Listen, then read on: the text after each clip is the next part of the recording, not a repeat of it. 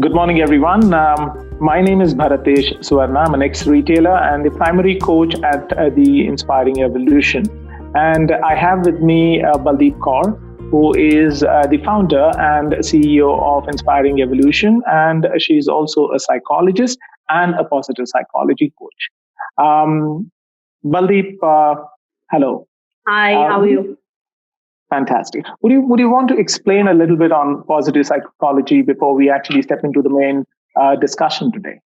Yeah, sure. So, positive psychology is a field of science, and it's like educational psychology. It's like clinical psychology, but the focus primarily in positive psychology is on well-being. So, in general terms, we call it the science of happiness and science of well-being. But exactly what positive psychology does is that it helps people and organizations to operate at their fullest potential. The basic formula for that is strengths, which is knowing your VIA strengths, character strengths. So it comes from so that you have high self-awareness.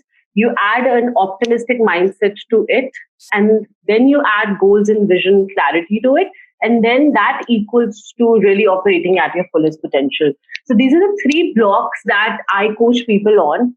And also organizations basically, so that they can adopt positive psychology and help individuals and employees to really operate at their fullest potential.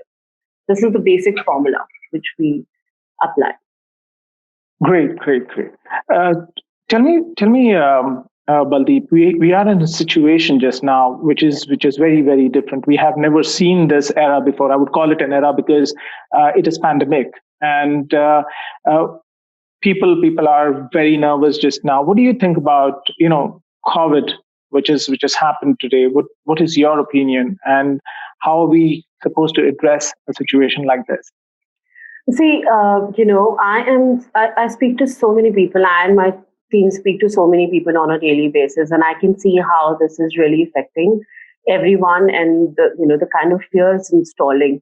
But I have one request to everyone to please do not consume so much information on the virus and about it and how many people have been detected and this and all of that and what's happening worldwide, because it's going to have very bad long-term effects. So I'll tell you what, everyone is dealing with it differently, but I'm seeing and people who are consuming a lot of this information, they are paranoid at a very, very different level. And the reason is that when you are going to absorb so much of information about anything which is dangerous, invisible, you can't control, it's an uncontrollable element, right? What happens is it creates very deep fear patterns within your brain.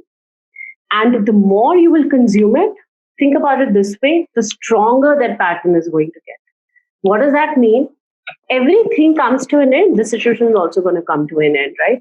But for people who have created very deep fear patterns, just purely because they're consuming so much information, they're talking about it, they're constantly thinking about it, they're going to take much longer to get out of this situation. And they're going to feel, very like lingering, the sense of fear, the sense of anxiety is going to linger on much, much more for them. So, and not just this, I mean, a year later, 2 years down the line, they hear another news which is about a virus or any other disease spreading.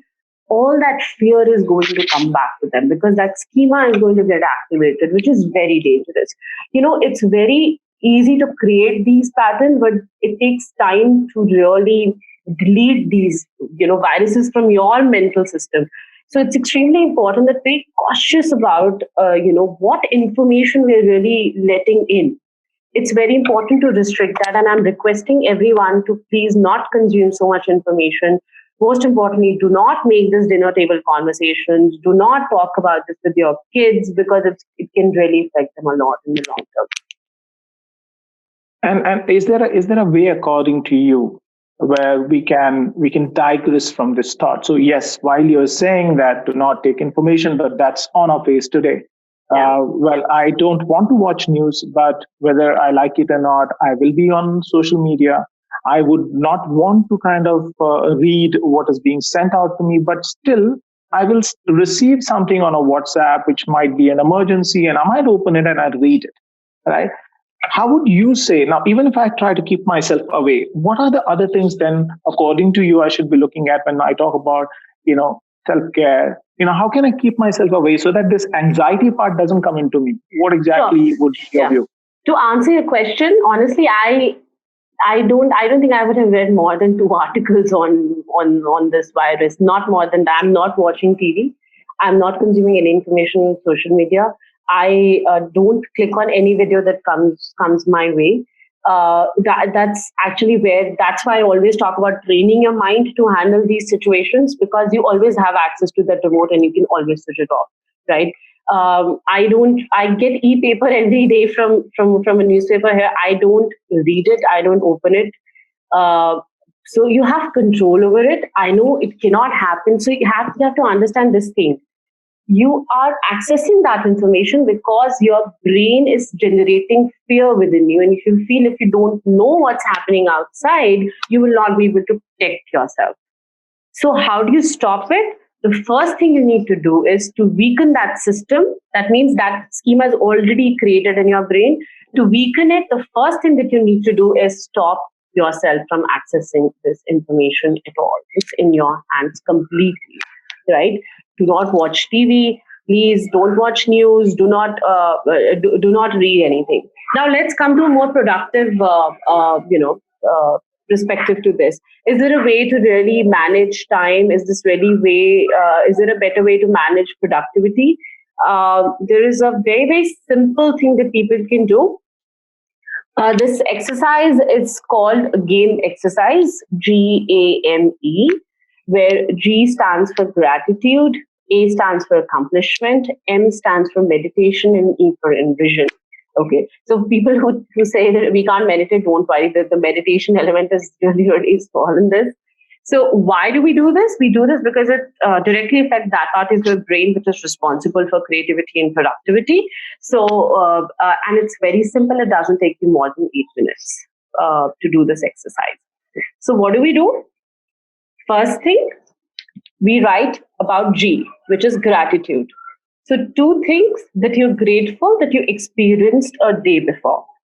The right way to write gratitude is where you talk also about the reason behind it. So I'm really grateful for the conversation that I'm having with you, because it added, it gave me a different perspective, or it gave me a different insight, or it taught me so many things. So the reason is extremely important. You can't, please don't write, I'm grateful for the food, water, this, that, whatever, because your brain to a certain extent takes these things for granted, so you're not really going to absorb it. So look for real moments, and these real moments are generally very simple things, that you experience on a daily basis. The second is accomplishments. Okay. Now, in accomplishments, you also write about one thing that you accomplished a day before. Now, it could be a personal thing, it could be a professional thing, it could be anything, but again, you need to write about that. After that, I want you to meditate only for 60 seconds. That's it. Just close your eyes, focus on your breath, keep it simple, 60 seconds. Last is envision. In vision, I want you to write down two things that you want to accomplish during the day. It could be, again, personal, it could be professional.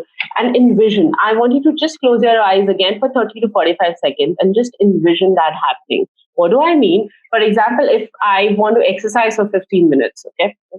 Just that. So I just want you to close your eyes and envision yourself doing that. Envision your environment. If my goal is to finally finish that white paper that I've been writing for centuries, then just see yourself being at your work desk and writing, typing out a few pages.